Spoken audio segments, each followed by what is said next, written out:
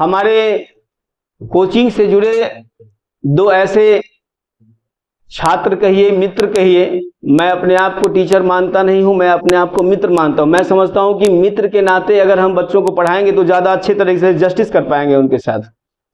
तो हमारे संस्थान के से जुड़े दो ऐसे मित्र हैं हमारे, या छात्र समझिए आप, उनका टीचर में हुआ है। मैं उनको यहाँ पे बुलाना चाहूँगा और मेरे संस्थान की तरफ से उन्हें सम्मानित करने का मेरा इरादा है। तो आइएगा, सीमा कुमारी और विष्णु आनंद।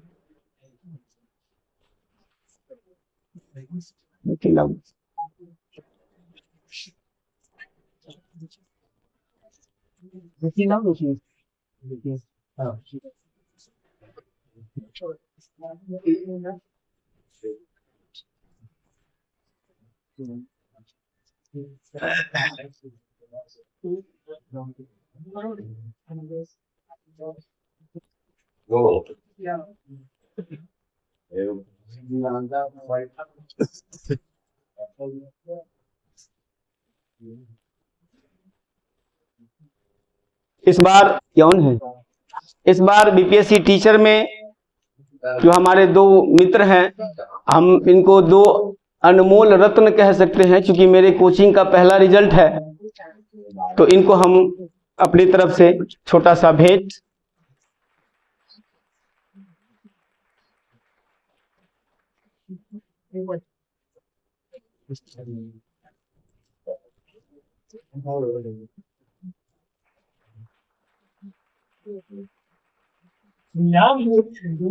हाँ, बताओ।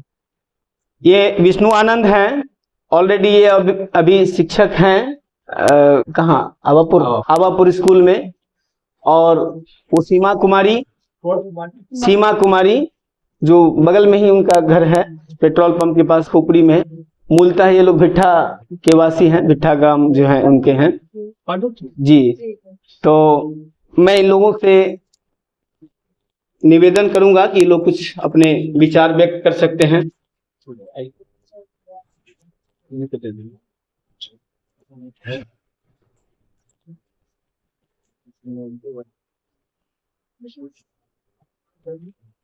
हेलो,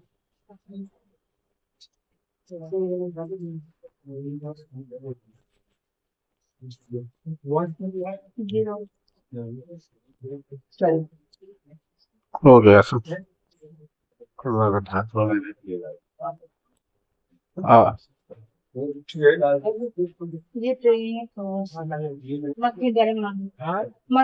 ठीक है, सबसे पहले आप सभी लोगों को नमस्कार। सुजीत सर और सेंट जेवियर सर से जो आए हैं director sir Gopal ji sir, और मेरे पिताजी मथुरा प्रसाद जी, और जो सर हैं सबको नमस्कार, और मेरे साथ जो भी छात्र पढ़े हैं उनको नमस्कार। तो ये अचीवमेंट सर के गाइडेंस में हुआ है, इसके लिए मैं सर का तहे दिल से स्वागत करता हूं। और कुछ बातें मैं बताना चाहता हूं, दो कहानी के तौर पे अपनी बातों को खत्म करूंगा कि सक्सेस क्या होता है। सक्सेस हम देखते हैं कि कोई व्यक्ति क्या होता है, 4 चक्का से उतरा और वो बहुत बड़ा क्या हुआ, डीओ कलेक्टर बन गया, तो हम कहते हैं वो सक्सेसफुल है। लेकिन सक्सेस का मायना और सक्सेस का दायरा क्या है, बहुत अलग है। सक्सेस का मतलब होता है कि आपकी जो वर्तमान स्थिति है उस स्थिति में आपको बदलाव करना। आज आपका जो आयाम है, चाहे वो शिक्षा का है, आपका शिक्षा का जो आपके अंदर जो है उस चीज को क्या करना, विस्तार करना, यही सक्सेस है। जरूरी नहीं है कि हर कोई व्यक्ति पोस्ट पर ही पहुंच जाए, जरूरी नहीं है कि हर व्यक्ति को कोई एक जगह मिल जाए, लेकिन वो आज जो सुबह उठ करके शाम तक में अपने अंदर जो परिवर्तन लाया है, अपने अंदर जो शिक्षा का प्रसार किया है, यही उसके लिए सक्सेस है। एक गरीब व्यक्ति दिन रात अपना एक पत्थर तोड़ करके और क्या करता है, अपने परिवार का भरण पोषण कर रहा है और अच्छे से कर रहा है, तो वो भी व्यक्ति सक्सेसफुल है। ये नहीं है कि वो सक्सेसफुल व्यक्ति नहीं है। तो हमें सक्सेसफुल का मतलब, हम लोगों को बचपन में क्या किया जाता है कि एक फोटो चिपका दिया जाता है जेंटलमैन का, और जेंटलमैन के सामने दिखाया जाता है कि बहुत अच्छा जो ड्रेस पहनते हैं वो जेंटलमैन है। लेकिन क्या वो किसान जेंटलमैन नहीं है? जो किसान क्या करता है, अनाज को उपजा रहा है और हम लोगों को उसके लिए अनाज को क्या कर रहे हैं, हम लोग खा रहे हैं, तो वो जेंटलमैन नहीं है। तो हम लोगों के परसेप्शन जो हमारे दिमाग में, उस परसेप्शन को क्या करना पड़ेगा, बदलना पड़ेगा। जेंटलमैन वो ही नहीं हुआ जो सिर्फ क्या है, अच्छा दिख रहा है। जेंटलमैन वो है, एक किसान भी जेंटलमैन है, एक सड़क पर बेचने वाला जो कबाड़ी बेच रहा है वो भी जेंटलमैन है, और वो भी सक्सेसफुल है अगर वो अच्छे से अपने परिवार का भरण पोषण कर रहा है। ठीक है, हम एक कहानी बताएंगे, उस कहानी के माध्यम से हम बातों को खत्म करेंगे। सबसे पहले हमारा अपना एक थॉट, हमारा अपना एक सिद्धांत क्या करना पड़ता है, सेट करना पड़ता है। हमें तय करना पड़ता है कि हमको क्या करना है, और उसके लिए हमें क्या करना पड़ेगा, जद्दोजहद करना पड़ेगा। दुनिया क्या करेगी, हर चीज में निगेटिव थॉट लाएगी। छोटा सा एग्जाम्पल है कि एक व्यक्ति और वो अपने बच्चे के साथ क्या करते हैं, गधे पर जा रहा था। तो पिता और पुत्र दोनों गधे पर बैठ गया, तो दुनिया वाले क्या कहते हैं, अरे देखो ये कमजोर गधे के ऊपर बैठा हुआ है। तो वो सुना दुनिया की बातें, और उसके बाद क्या किया, खुद नीचे उतर गया और बच्चे को गधे पर चढ़ा दिया। तब लोग क्या कह रहे हैं कि देखो कैसा बेवकूफ बच्चा है, अपने पिता को पैदल चला रहा है और खुद गधे पे बैठा हुआ है। वो भी बात वो सुना, उसके बाद वो क्या किया, पुत्र को नीचे रख दिया और उसके बाद खुद क्या किया, ऊपर चढ़ गया। तो कहता है देखो कैसा मतलब पिता है स्वार्थी, जो खुद अपने गधे पर बैठ गया और अपने क्या कर रहा है, बच्चे को नीचे टहला रहा है।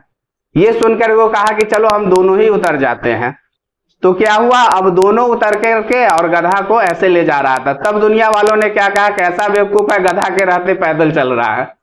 कहने का मतलब दुनिया कहेगी, हमारे अंदर निगेटिव थॉट डालेगी, पर मेरा परसेप्शन अगर सही है तो हम सक्सेस करेंगे। हमको ये लाइन क्या करना है, समझना है। दूसरी बातों को भी मैं कहानी से ही कहना चाहूंगा कि हमें सुचालक बनना है, गुड कंडक्टर। अगर हमारे अंदर, जैसे हम साइंस में पढ़ते हैं कि दो चीजें होती है, एक होता है सुचालक और एक होता है कुचालक। तो अगर हम, बहुत बड़ा वायर है, उस वायर में एक छोटा सा लकड़ी अगर डाल देंगे और कहेंगे कि ये बल्ब जल जाए, तो जल पाएगा? बिल्कुल नहीं जलेगा। उसी तरीके से स्वामी दयानंद सरस्वती एक बार क्या कर रहे थे कि बैठे हुए थे और स्वामी थे, तो उनके सेवा में बहुत लोग लगे रहते हैं। तो एक व्यक्ति उनका पैर दबा रहे थे, शिष्य कहिए, तो शिष्य उनका पैर दबा रहे थे। तो जब वो उनका पैर दबा रहे थे तो बिल्कुल अच्छे से, मतलब वो अपना आराम कर रहे हैं। एक और शिष्य आए तो वो उनसे पूछे, वो कहें कि चलो ठीक है तुम मेरा पैर दबाओ। तो जब वो पैर दबाते हैं तो उनको एक झटका की तरह महसूस होता है, करंट की तरह महसूस होता है। तो स्वामी दयानंद सरस्वती से वो जो शिष्य जो पैर दबा रहा था दिन रात, वो पूछता है ऐसा क्यों, मैं तो आपके साथ इतने दिनों से हूँ, आपकी सेवा कर रहा हूँ, मैं आपके पैरों को दबा रहा हूँ, मुझे तो ऐसा झटका कभी नहीं महसूस हुआ। तो कहता है कि नहीं, वो व्यक्ति क्या है, उसके अंदर एक सुचालक है। वो सुचालक कहने का मतलब कि उसके अंदर उस चीज की अनुभूति है। अगर हमारे अंदर शिक्षा की अनुभूति है तभी हम शिक्षा को ले सकते हैं, वरना कोई भी संस्थान, कहीं भी हम किसी परिवेश में चले जाए, हम क्या हो सकते हैं, कभी भी बन नहीं सकते हैं। तो सबसे पहले हमको क्या करना है, सुचालक बनना है। ठीक है, इन्हीं बातों के साथ मैं अपनी बातों को खत्म करूंगा। बहुत बहुत धन्यवाद।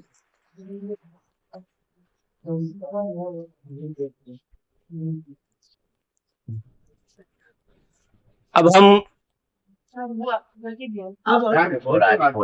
हम अपने संस्थान के दूसरे सफल छात्रा सीमा कुमारी से आग्रह करते हैं कि वो अपने वाणी को रखें।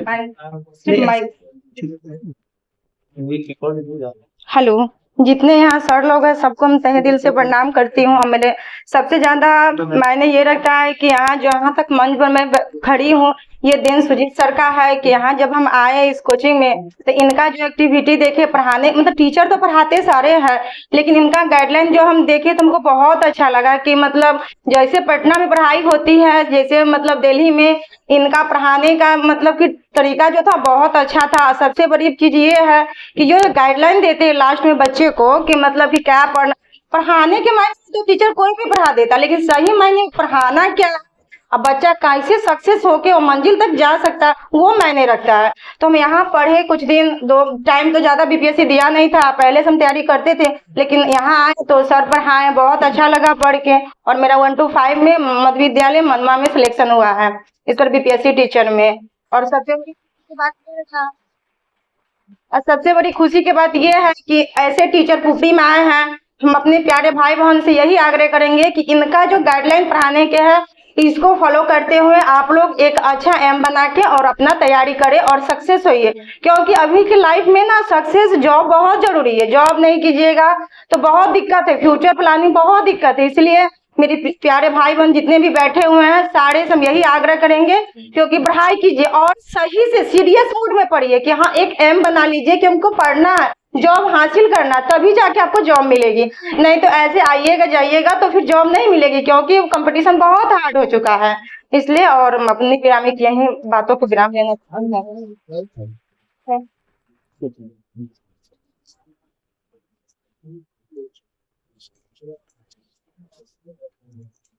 अब हम लास्ट में हम अपनी माँ और मेरे हमेशा साथ देने वाली जो मेरी माँ है, मैं उनसे बुलाता हूँ, उनसे आग्रह करता हूँ कि अपनी आशीर्वचन हमें प्रदान करें।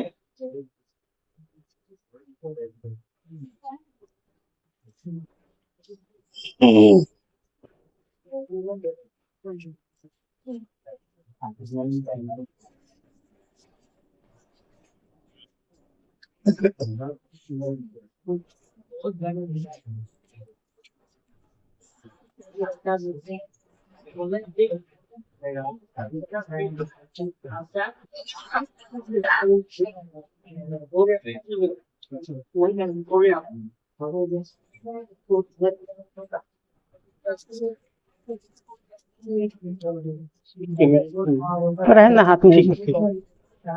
सबको बड़े लोग को नमस्कार करते हैं। स्टडी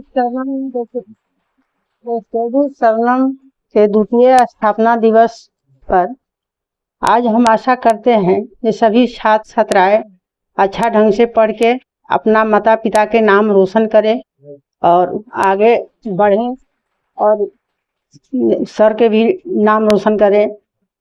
हमारे यही सब लोग से आग्रह है।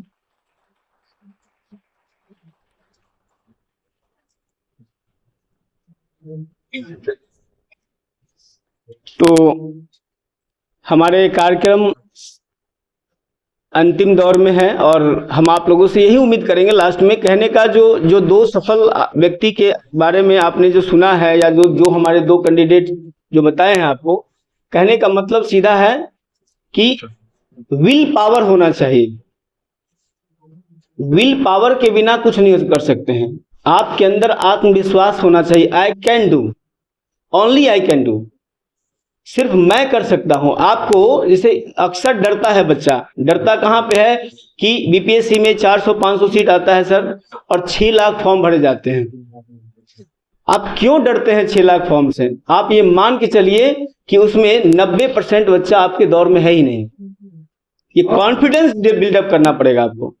90% छात्र एवं छात्राएं आपके 80 से 90% आपके दौर में नहीं है। इस लेवल पे आपको तैयार करके चलना पड़ेगा। और कहा गया बोलिए there is will, there is way. हाँ तो सर आप बोलिए जी। तो इसीलिए कहा नहीं रखेगा तब तक रात नहीं मिलने को, इसीलिए कहा गया there is will, there is way. इसीलिए सर ने भी जो कहा है और मैं जो तैयारी करता था उसमें भी यही बात हम लोगों ने डिटरमाइंड हुआ था मैं अपने आप से कि हमारी चाहत ही हमें किसी चीज को प्राप्त करने की मजबूर करेगा। तो अपना डिटर्मिनेशन कायम रखिए और आगे बढ़ते रहिए, पीछे नहीं मुड़ना है। लाख समस्या आएंगी जिंदगी में, तो सिचुएशन चुनौती नहीं आएगी तो जिंदगी है ही नहीं। जिंदगी में चुनौती अगर नहीं है तो जिंदगी है। वह व्यक्ति को देखिए जो सुबह सूत के उठता है और जाता है, काम करके आता है, खाता है, पीता, सो जाता है, समाज से कोई मतलब नहीं। वो आदमी है, वो मॉर्टल लाइफ जी रहा है, मरणशील जिंदगी जी रहा है। उसको मरणशील जिंदगी कहा जाता है, जिसको सोसाइटी से, समाज से कोई सरोकार नहीं है। वैसी जिंदगी को मरणशील जिंदगी कही जाती है। तो आप अपने लाइफ में आगे बढ़ेंगे, मैं ये शुभकामना के साथ जितने भी हमारे इंस्टीट्यूशन के छात्र हैं, छात्राएं हैं, उन सबको हम यही, मेरे तरफ से यही गाइडेंस होगा कि आप लोग माता पिता का नाम ऊंचा कीजिए। हर माँ बाप जब बच्चों को जन्म देता है उसके अंदर यही उम्मीदें होती हैं कि हमारा नाम रोशन करे, इसके अलावा और कुछ नहीं चाहिए उसे। नमक रोटी खा के अपने बच्चों को पढ़ाता है और अपने बच्चों को आगे बढ़ाने के लिए प्रेरित भी करते हैं वो लोग। एक ही उद्देश्य होता है कि वो हमारा नाम नीचे न गिराए। मैं एक वाकया कह के मैं अपनी वाणी को विराम दूंगा। मेरे पिताजी टीचर थे, कुछ दिन वो दोघरा हाई स्कूल में पढ़ाते थे। तो वो आए तो उन्होंने एक बातें हमें सिखाई है। हम लोग की जो परवरिश है, पेरेंट, आजकल का पेरेंट के पास समय नहीं है। ये हम बहुत बड़ा चुनौतीपूर्ण बातें सुनते हैं और हास्यास्पद भी लगता है मुझे ये बातें, कि वो अपने बच्चों के लिए उसके पास समय नहीं है। तो बच्चे को जन्म देने का अस्तित्व क्या है फिर?